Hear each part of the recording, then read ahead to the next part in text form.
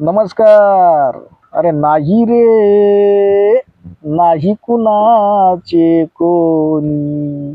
अरे नाही रे, नाही कुणाचे कोणी. बहीण कुणाची, भाऊ कुणाचा, नाही कुणाचे कोणी. मला असं सांगायचं या दोन ओळीवरनं. संत तुकाराम महाराजांनी 400 वर्षापूर्वी हा अभंग लिहिला होता.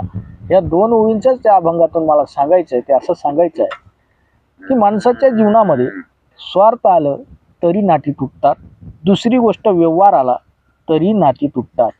आणि म्हणून तुटपुंज्या स्वार्थापायी जर तुम्ही नात्यांमध्ये नाती तोडत असणार तर स्वार्थ ठेवू नका.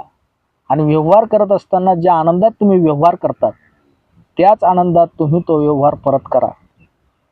जर आनंदात व्यवहार परत केला नाही तर नाती तुटतात, रक्ताची नाती तुटतात. म्हणून लक्षात ठेवा, स्वार्थ बाळगू नका आणि व्यवहार करत असताना त्याचं भान ठेवा की याच्यातून चांगलं निघायला हवं, याचं भान ठेवा.